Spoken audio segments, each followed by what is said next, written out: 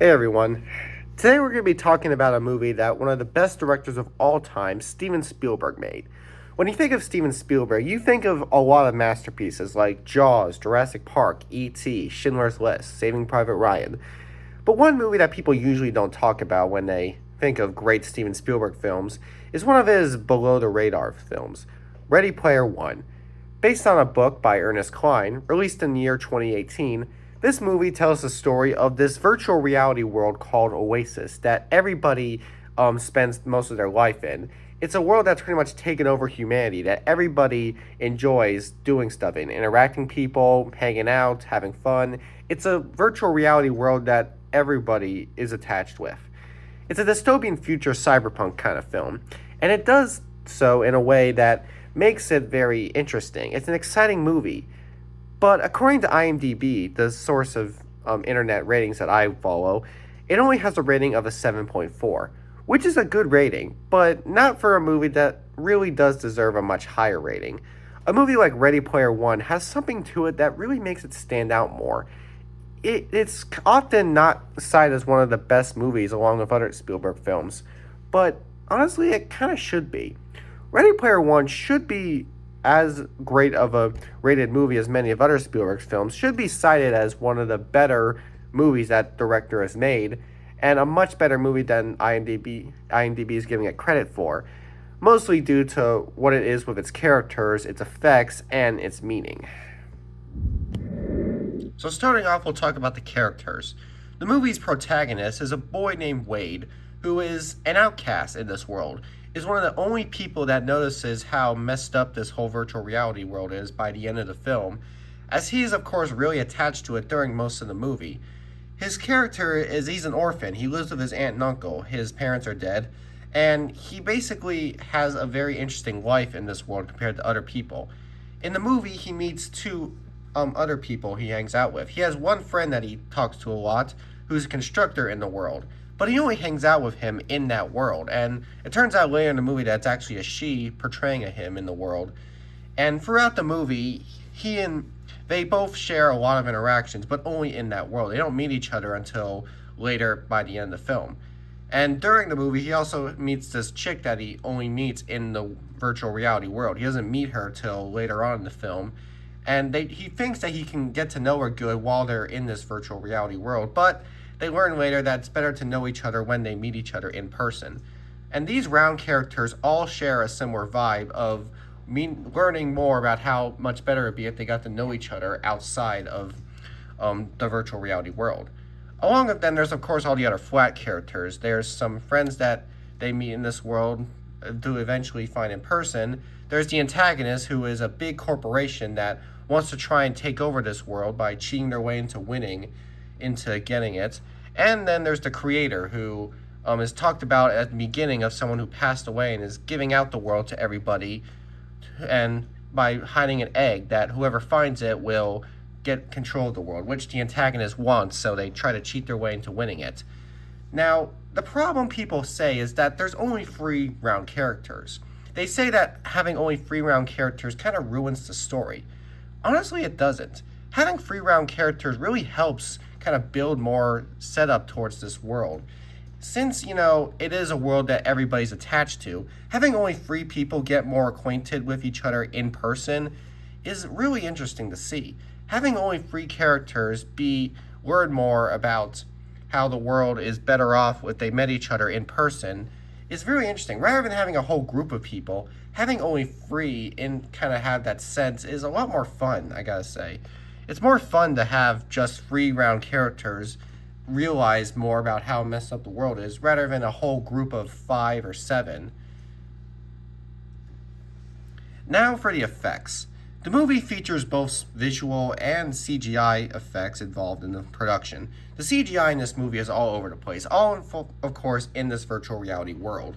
This world is centered with tons of crazy stuff. The CGI is everywhere in the virtual reality world, but honestly that's the point. This movie is only set in the year 2042. It's not too far in the future, it's only like 20 years later. And the CGI, you could argue, looks a little ugly. Like, the character designs, everyone has their own avatar in this world, and they all look pretty weird looking. They're all made with motion capture, and you could argue they do look pretty gross and ugly, but honestly, that's the point. People argue that the CGI is very weird looking in this movie. There's a lot of it, there's too much of it, but that's kind of the point. It is a virtual reality world. It's a world that everyone's attached to, and people can get attached to a world that's nothing but CGI. So having the world be all CGI is a good thing to show why people are in love with it, and show that the CGI not looking great shows kind of how it is just 2042. An entire virtual reality world that has this kind of style isn't supposed to look pitch perfect. It's just supposed to look as well as it could. So the character designs being like this is fine because it shows how there are just avatars in a world that's nicely rendered, just not amazingly convincing. And then there's, of course, the practical stuff in the real world, how the world's pretty much run down, kind of messed up compared to the virtual reality world, since that's where everyone likes to go. And it's all pretty nice looking. Some of the wide aerial shots show how bizarre and broken down this world is compared to how it is now. And even though we don't see as much of it, the stuff we do see is pretty awesome. It's much better than what people give it credit for. They focus more on how dumb the CGI is, but it's supposed to be like that. That's what they're going for. Now, the film's meaning is a different kind of story. The meaning of this movie it talks about how this virtual reality world is where everyone interacts with each other, and how they do need to start learning more into meeting each other in person. This kind of relates pretty well to social media. Things like YouTube, Facebook, Twitter, all that stuff is where people like to interact with each other online. So the idea of showing this virtual reality world being where everyone meets each other relates to social media pretty well. The implicit meaning is how social media is causing everyone to lose focus of interacting in person. Now, people complain that the message is kind of butchered when they show how attached even the main characters are with the world, and show by the end of the film that the world doesn't go away even after all that buildup. It's just kind of centered. Like, it shows that after Wade wins the challenge, gets the egg, and has control of the world, he is the one who decides to make it where this world people only can go to it certain days. How some days they can go to it while other days they can't. And the reason it works fine is it kind of shows that even though this world is pretty insane, it's fine if it just isn't taken away. Because it's like with the creators of YouTube and all those others, they wanted the apps to remain. They just didn't want them to invade people's way of interacting.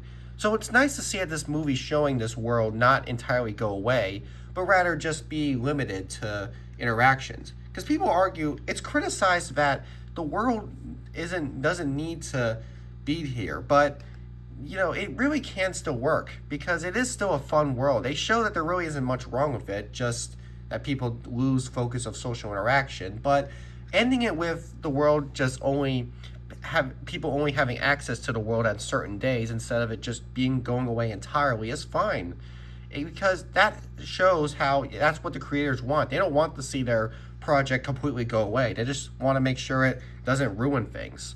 And the best way for it to not ruin things is for it to have a limited release. And that's kind of the best way to look at it. The movie's way of showing, if people looked at it more through how it connects with stuff like YouTube or Twitter or Facebook, then they probably would find the meaning much better, because the implicit and explicit meanings that the movie creates are looked at a little differently for most people. If they were looked at more through how social media is, then the movie probably would get a better rep. But, because people focus more on what they're doing with this world, showing so much of it, saying it's a great, perfect world, rather than focus on what the implicit meaning of it is, then that's where the movie's rating kind of comes in. In conclusion, because the movie only has 3 round characters to help further the idea of this world getting everyone's attention, and to make the whole idea of realizing what needs to happen with this world more fun, having the CGI be used just to make the world look exciting rather than convincing, like having the CGI not be used for the sake of making something look convincing, but rather just to make a world look intriguing for people to join, and having the meaning of the movie be reflected on by not ending the movie on everyone realizing this immediately, but having it end on there being limitations with the world for people to eventually realize it later on that we won't know about. All of that does make the movie deserve a higher rating. So on IMDb, it deserves an 8.2. It's not a perfect rating, but it is a high enough rating for this movie because it's a much better movie than people give it credit for. It's a great film to watch. It's amazing. It's scientific. It's exciting.